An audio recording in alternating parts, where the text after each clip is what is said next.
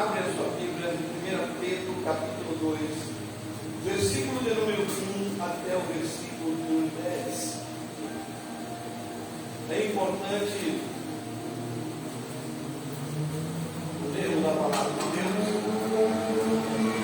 e meditarmos nela, porque dela vem poder, dela vem autoridade, dela vem fortalecimento, entendimento, discernimento, e a Bíblia também diz que pelo ouvir vem a fé. Né? Então eu gostaria de ler com você 1 Pedro, capítulo 2, a partir do versículo 1 até o versículo 10, onde a palavra de Deus vai dizer para nós: despojando-vos, portanto, de toda maldade e dolo, de hipocrisias e invejas, e de toda sorte de maledicências. Desejai ardentemente, como crianças recém-nascidas, o genuíno leite espiritual, para que por ele vos seja dado conhecimento para a salvação, se é que já tendes a experiência de que o Senhor é bondoso, chegando-vos para ele a pedra que vive, rejeitada sim pelos homens, mas para com Deus eleita e preciosa. Porém vós mesmos, como pedras que vivem, sois edificados, casa espiritual, para ser sacerdócio santo. Repita comigo: casa espiritual, para ser sacerdócio santo. Dando sequência na leitura, a Bíblia diz: a fim de oferecer sacrifícios espirituais agradáveis a Deus, por intermédio de Jesus Cristo, pois isso está na Escritura: eis que ponho em Sião uma pedra angular, eleita e preciosa, e quem nela crer não será de modo algum envergonhado. Para vós outros, portanto, os que credes, é a preciosidade, mas para os descrentes é a pedra que os construtores rejeitaram. Essa veio a ser a principal pedra angular, e pedra de tropeço, e rocha de ofensa.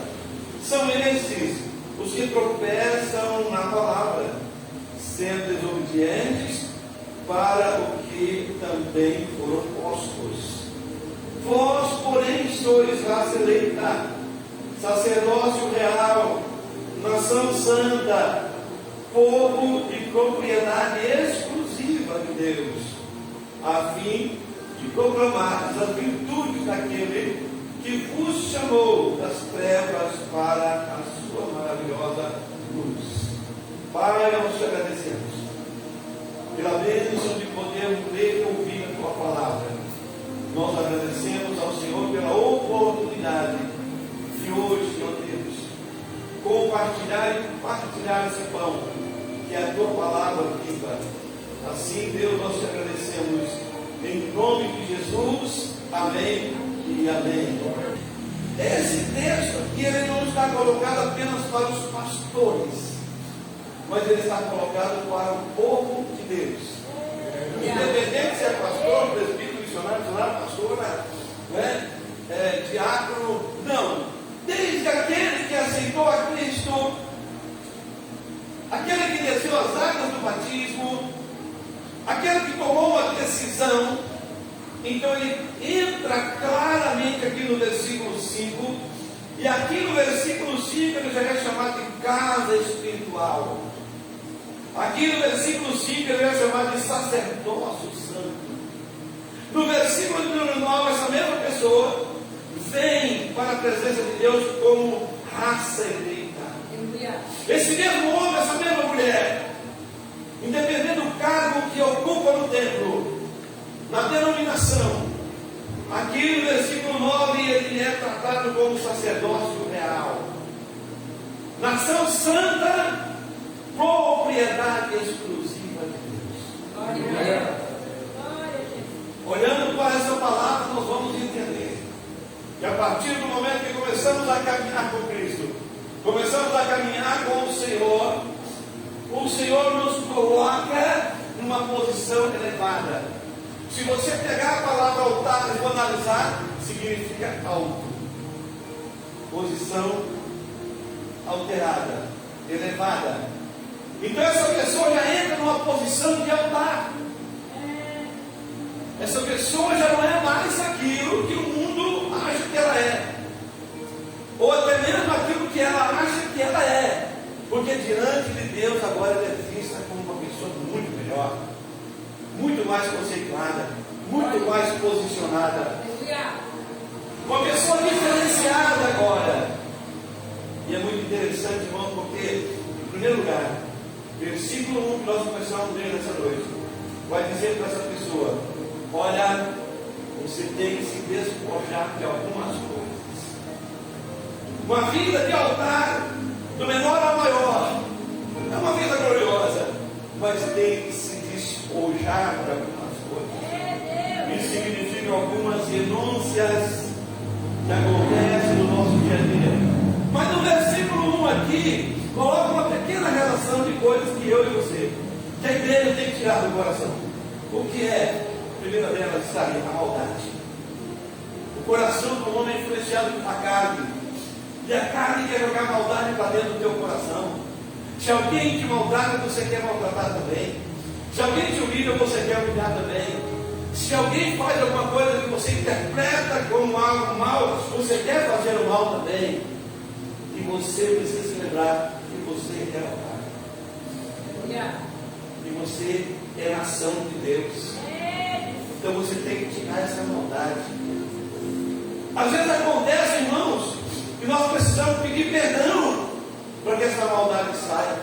Às vezes acontece em termos de conversar com alguém para que essa maldade saia. Às vezes acontece em termos de conversar com o Espírito Santo, conversar com Jesus, conversar com Deus e dizer: Senhor, eu estou sentindo algo estranho aqui, eu estou sentindo um mal aqui, eu quero que isso saia, tira de mim agora, me liberta, que eu sou altar de Deus. Aqui no versículo 1 diz que nós precisamos despojar da hipocrisia, mas a Bíblia foi escrita para nós. Às vezes a gente fica pensando: não, mas o crente não tem isso, você é o camarada lá do mundo, né? É o bebum, é o jogador, é o prostituto, é o viciado. Mas a Bíblia foi escrita para nós tirar do coração toda a hipocrisia. Você quer ver uma coisa, irmão? Está escrito aqui, se você pegar na tua vida aqui também, é para tirar a inveja. Inveja, irmão. Como que um homem de Deus, como que uma mulher de Deus, uma raça santa, o povo de Deus, uma nação eleita, que creio que é melhor e maior, porque Deus derrama abundantemente sua graça sobre nós. E não tem nada melhor do que a graça, não tem nada maior do que a graça, porque a graça é muito forte. Aleluia. Nós não temos inveja de alguém, só porque você passa ali, né? A casa do camarada é mais bonita do que a da gente, ou talvez o carro dele é melhor que o nosso, né? A Bíblia manda tirar a inveja, sabe por quê? Porque quando nós tiramos a inveja, quando nós tiramos a maledicência, deixamos de falar palavrões, palavras torpes, palavras com duplo sentido, tiramos a maldade, tiramos a hipocrisia, tiramos o dolo, nós fechamos as brechas para que o inimigo não continue agindo em nossa vida. Nós derrotamos ele na origem, derrotamos ele naquilo que ele quer conquistar na nossa vida. Nós começamos a ser sucesso e a ter sucesso, começamos a ser vencedores.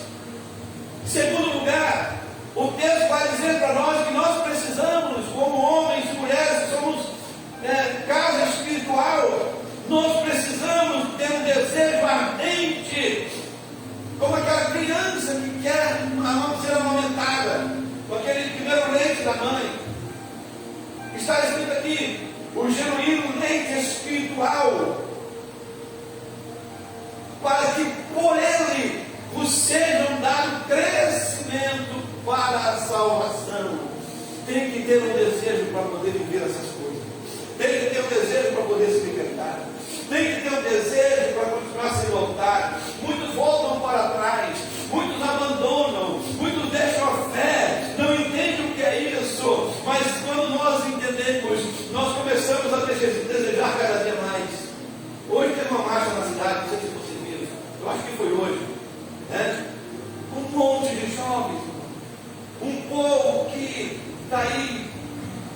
que ficou ainda começando a vida, né? Que poderia estar tomando posse de ser altar de Deus, estava pedindo para enviar uma coisa. Um monte pedindo isso. Em vez de chamar Jesus para dentro da alma, chamar Jesus para dentro do coração. Amados, então nós precisamos ter esse desejo ardente. E esse desejo, ele vem pela decisão. A decisão que nós tomamos, que nós visualizamos e que nós queremos. Em terceiro lugar, eu quero, irmãos, dizer para vocês que a Bíblia vai dizer no versículo 3: se é que já tendes a experiência com o Senhor Jesus, que Ele é bondoso. Irmãos, nós já temos experiência com Jesus. Todos nós temos experiência. E todos nós sabemos que Ele é bondoso. E se nós, irmãos, olhar para isso e ver que daquele dia que Ele anunciou no lamaçal do pecado, anunciou no fundo do poço, nos levantou, lavou, limpou, tirou as manchas, máculas, nós vamos ver que realmente não tem como negar, Ele é bondoso. E se Ele é bondoso, Ele continua a nos abençoar, Ele continua a nos dar vitória. Meus amados, a palavra de Deus aqui, nesse ponto 3 de Deus que eu estou falando, ela vai ser muito clara e vai dizer para nós que há uma pedra viva, e essa pedra nós entendemos muito bem que é Jesus. E quando Ele é comparado a uma pedra viva, nós vamos entender que é uma pedra que dura para sempre. Que essa pedra que existia ontem, existe hoje, vai existir para sempre. Nós vamos entender que essa pedra não tem variação, é uma pedra firme, essa pedra não tem contaminação, é uma pedra pura, mas ela tem vida. É diferente das outras coisas, é muito diferente de outras ideologias, é muito diferente de outras filosofias de vida, é diferente de tantos provérbios que existem por aí, porque essa pedra é Jesus, e dessa pedra vem algo para nós, porque mesmo essa pedra sendo rejeitada por muitos, ou não entendida por alguns, não sendo reverenciada por tantos, mas aqueles que entendem que há essa pedra viva, e que essa pedra ela é aceita por Deus, reconhecida por Deus, ela se torna uma pedra preciosa. E dessa pedra viva, e dessa pedra preciosa, vem para nós uma edificação. E aqui, em quarto lugar, vai dizer para nós que nós também somos pedras que vivem. Nós vivemos isso. Nós temos vida e vida com abundância. E no discorrer, irmão, desse texto, vai caminhando e vai conduzindo a gente para chegar ao ponto de que nós venhamos entender que estamos ligados com Jesus, temos vida nele e por ele fomos santificados, e por ele somos purificados, e somos sacerdotes. Levanta sua mão e diz: eu sou sacerdote. Eu sou sacerdote. Jesus vive em mim. Eu sou casa espiritual. Aplauda ele agora. Aleluia!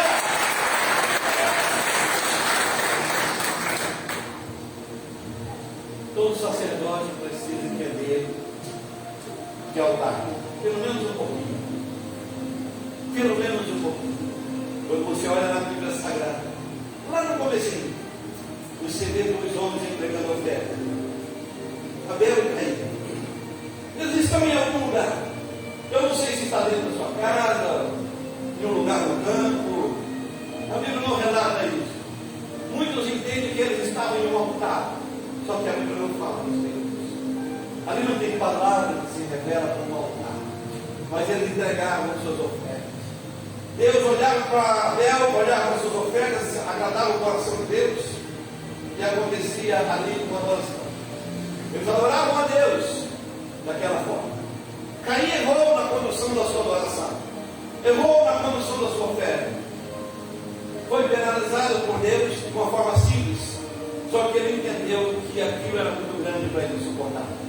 Ele preferiu trilhar um caminho errado ou se arrepender e reconciliar com o Senhor. Ele pecou matando o seu irmão.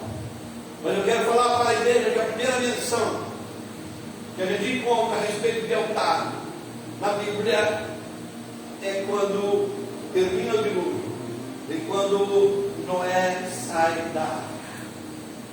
Quando Noé sai da arca, sai sua família, sai os seus animais, uma alegria muito grande transbordando sobre o coração dele. E ele vê que o trabalho que ele fez foi reconhecido por Deus, e que aquele trabalho dele foi, aquela construção da arca, foi que salvou sua vida e salvou a sua família, foi algo que Deus usou para dar salvação para ele. E ele vai e constrói um altar. E naquele altar ele entrega sacrifícios a Deus. Naquele altar ele adora a Deus. Veja bem, ele não estava rotulado como apóstolo, ele não estava rotulado como bispo, nem como pastor, ele não estava rotulado como missionário, nem como presbítero, nem diácono, nem como vereador, mas ele teve um altar. Esse altar que ele fez foi um altar da gratidão. Gratidão para com um Deus que salva, um Deus que dá vida, um Deus que salva e que salva toda a família. E tudo que pertencia a Noé foi salvo naquela água. Ele faz ali aquele altar. A gente olha e vê essa referência lá em Gênesis, no capítulo 8, versículo 20. Está lá Noé fazendo o seu altar. Se você olha para a Bíblia, o que é o altar? Você vai para Êxodo, no capítulo 29, versículo 37, vai dizer que o altar será santíssimo e tudo que tocar naquele altar é santo. A questão do altar é mistério. Você que valoriza o teu altar, as coisas vão muito mais além do que você pensa. O altar, ele é santíssimo e tudo que tocar no altar se torna santo também. Se você tem um altar, se você é como Noé, se você está entendendo o que é o primeiro altar, então dentro da tua casa tudo está sendo santificado. Ah, mas o meu filho está rebelde. Mas pelo altar, a tua edificação, tua adoração, tua gratidão, aquela pessoa está sendo santificada. Aleluia. A qualquer momento vai se virar para Deus, vai adorar, vai mudar de vida e vai caminhar no caminho santo de Deus. Se nós olharmos para a Bíblia, nós vamos encontrar em Levíticos capítulo 4 que o altar é um lugar de sacrifício. Então, quando a pessoa valoriza o seu altar, que é a sua fé, seu amor em Deus, sua posição diante de Deus, ela tem que estar também consciente de que aquilo que ela sofre, aquilo que ela padece, aquilo que vem, passa ela na moeda, na verdade, imprensa ela, é o seu sacrifício, que através do seu altar chega em Deus e Ele te abençoa. E abençoa o teu. É importante você observar, irmão, irmã, que o altar, Levítico 4:35, vai dizer para nós que o altar é o lugar do perdão. Todos nós fomos pecadores, às vezes fomos ainda. A Bíblia diz que todos pecaram, e é uma verdade, e muitos, porque pecam, saem dos caminhos do Senhor, abandonam o Senhor. Mas no altar, se você valoriza, se você busca, você tem o perdão, porque o altar é o lugar do perdão. Você entrega o teu arrependimento, você entrega a tua confissão de pecado a Deus, muitas vezes trancado dentro do teu quarto, em voz baixinha, porque é um segredo teu com Deus.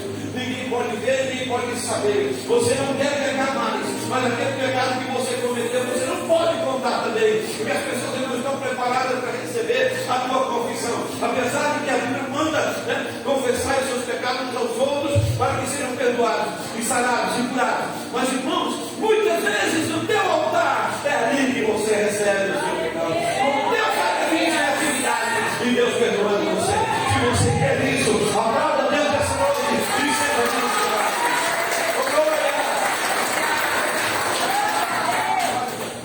A Bíblia vai mostrar para nós esse mistério que é o altar. Nós falamos agora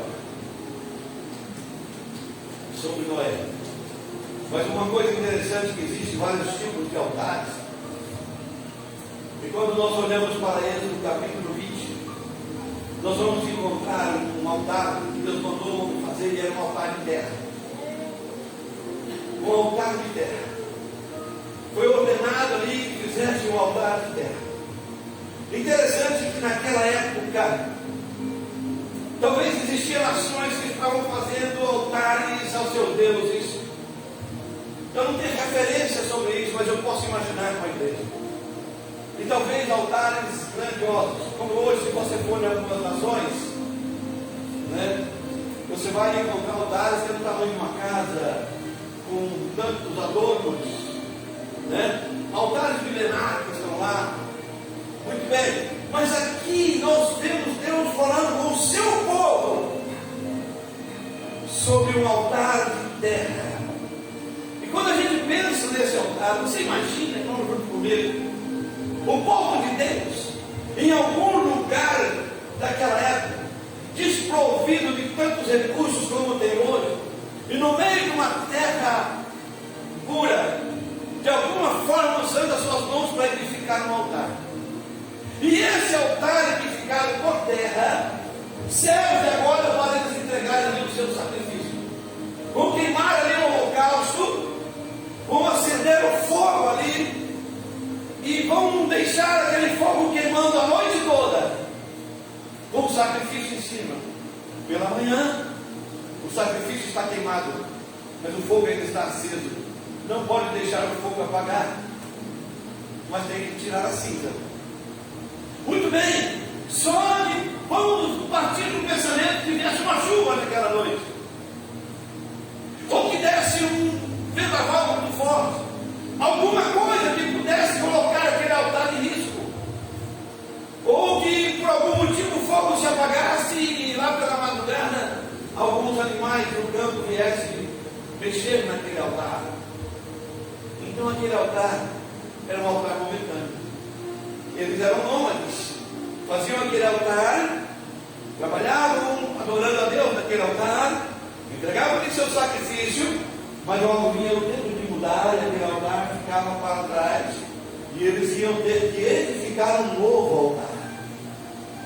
Se o teu altar da tua adoração, o teu altar da tua fé, de alguma forma sofreu algum dano, ou você de alguma forma provocou alguma coisa, e que esse altar ficou para trás, então assim como eles tinham que fazer um novo altar, a igreja também, nós também, como sacerdócio santo, precisamos edificar em nós um novo altar, renovar as coisas, renovar as atividades, renovar nosso entendimento, buscar a presença de Deus novamente e glorificar o nome dele. Quem está entendendo, diga amém. Amém. Sacerdócio santo, casa espiritual, sacerdócio real. Muito bem, ligado com o altar. Deus quer que o seu povo tenha um mistério com o altar. E vamos olhar para Êxodo, lá ainda no capítulo 20, no versículo 25. Deus já está falando de um altar de pedra. Já está falando de uma edificação de um altar de pedra. Por que isso? Porque o altar de pedra, mesmo não se podendo carregar, mas ele é um altar que resiste. Ele resiste. Ele resiste o vento. Ele resiste a chuva. Ele resiste o peso. Ele resiste o sacrifício em cima dele. Ele resiste tudo. E é interessante porque esse altar, mesmo não podendo carregar, mas é um lugar de se consagrar com certeza e com alegria o seu sacrifício a Deus. Altar de pedra. E tinha uma exigência naquela época. Não se podia usar nada, nenhuma ferramenta que viesse entalhar aquelas pedras. Tinha que ser pedras naturais, do jeito que Deus deixou na natureza.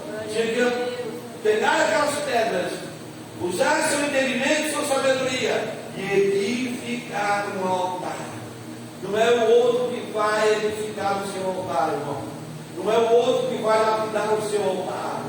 o seu altar de pedra, que agora é firme, que agora é um altar permanente, é você. É você que vai pegar as pedras da sua vida, as pedras que Deus dá, os mistérios que Deus faz acontecer na tua vida, e você vai edificar um altar agora, mais sólido do que o primeiro altar que você edificou. Você pode dizer amém? Aleluia. Olhando então para o querer de Deus a respeito desse povo que tem um sacerdócio santo. Esse povo está caminhando. E quando chega em Êxodo, capítulo 27, Deus vai dar uma outra ordem. E agora eles vão edificar um altar, que tem uma aparência mais bonita. Esse é um altar de madeira. Mas não é qualquer madeira. É as madeiras de lei. E lá naquele lugar, muitas vezes naquele deserto, você encontrar a madeira de lei, dependendo do esforço maior. Você agora, para tentar fazer ali os acabamentos, para você fazer ali, os entalhes daquela madeira, vai precisar usar mais a cabeça, usar mais o racional, continuar com um amor muito grande, continuar com um desejo muito grande, continuar com uma vontade muito grande, e lapidar aquele dia após dia. Talvez demorasse esses dias. Só que esse altar de madeira agora você tinha condição de levar com você. Aleluia. Era bonito, era lindo, era encantador, com suas argolas, os seus varões, tudo para poder carregar e alegrar o seu coração. Aonde você for, irmão, porque o altar está com você. Tem gente que sai de uma cidade e vai para outra. Se lá eu era da igreja, eu estava aqui agora emocionado porque os irmãos estão aqui me vendo. Não leva o altar, não. Tem pessoa que sai de uma viagem, não leva o altar, não. Eu viajei com o pastor, ele fez tanta coisa naquela viagem que realmente ele não levou o altar dele. Mas que não tinha altar na frente.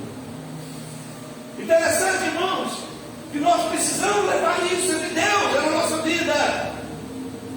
Olhando ainda para o que Deus fala conosco, Êxodo 38 vai dizer sobre o altar de bronze. E o altar de bronze tem uma característica interessante, porque ele ficava lá fora da igreja. E esse altar de bronze era onde se recebia os animais, aonde se sacrificava os animais, aonde se preparava o sacrifício. E o altar de bronze era o mais preparado para receber o sacrifício, o sangue do sacrifício e o fogo continuadamente. No altar de bronze instituiu-se o serviço dia por dia. Quem tinha o altar de bronze, ou melhor, o povo de Deus que fazia o altar de bronze, todos os dias tinha sacrifício. Às vezes começava pela manhã e ia até o anoitecer. Um sacrifício atrás do outro. O sacerdote colhendo aquele sangue, espargindo no templo. Quando era um sacrifício que tinha animais que tinha as penas, as vísceras eram tiradas, as penas tiradas, jogadas para um lado do altar. A cinza que havia sido tirada pela manhã era lançada lá também, porque a cinza ela tinha um trabalho ali, então naquelas penas, naquelas vísceras, de fazê-los secar e decompor depois de uma forma seca. Talvez fosse para diminuir o cheiro, alguma coisa assim, mas tinha todo um papel especial ali. E o altar de bronze, então, o fogo sustentava o tempo todo. E é interessante isso, porque se nós pegarmos essa sequência de altares e entender que isso aí é nossa vida, nós vamos entender melhor o nosso viver. E nós vamos entender melhor como servir a Deus. Eu não posso hoje estar aqui pregando e dizendo glória a Deus, aleluia, e amanhã dizendo que eu não creio mais na palavra. O meu altar de bronze tem que estar comigo amanhã. Eu não posso hoje aqui sacrificar de forma racional minha vida no altar. E se precisar pregar para alguém amanhã, dizer não vou falar de hoje. Hoje é meu dia de folga.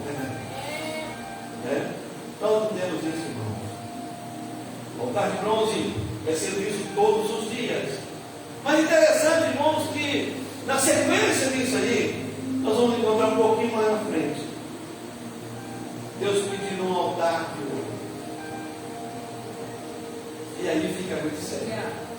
Eles estão saindo do Egito. Eles estão saindo da escravidão. Não tinham direito a nada. Eles estão saindo, estão no deserto agora. E Deus está pedindo agora, Ele quer um altar de ouro. Quer que edifica para mim o altar.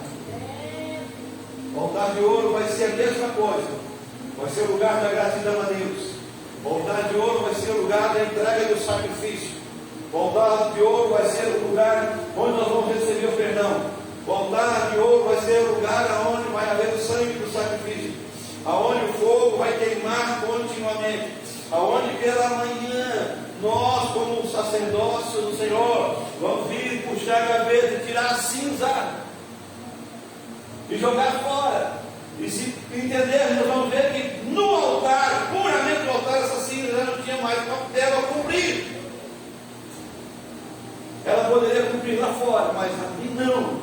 Então muitas vezes no altar tem que se tirar coisas, tem que se limpar a gaveta do altar, tem que entender isso na nossa vida, porque o altar de ouro é o lugar das orações, é o lugar da ministração, como nós vimos aqui hoje, né? Ministração de louvor, de coreografia, de oração, de direção de culto, de pregação de palavra. Então Deus coloca isso e esse pessoal entende perfeitamente e vai construir o altar de ouro para Deus.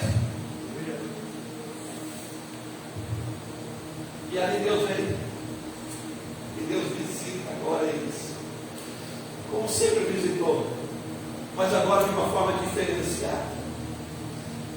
Agora esse povo vem que Deus realmente vem, enche o tabernáculo da sua fumaça, aleluia, e esse povo agora começa a sentir a presença de Deus, começa a ver verdadeiramente são um povo santo, uma raça deitada, uma nação sagrada, uma casa espiritual, um sacerdócio santo. Eu quero dizer para você nessa noite, Deus te trouxe aqui, e hoje você está sendo transformado aqui. Hoje você está na presença de Deus, e a partir de hoje o seu altar não é mais terra nem da pedra simples, a pedra bruta, não é mais nem da madeira, mas o teu altar diante de Deus é altar de ouro.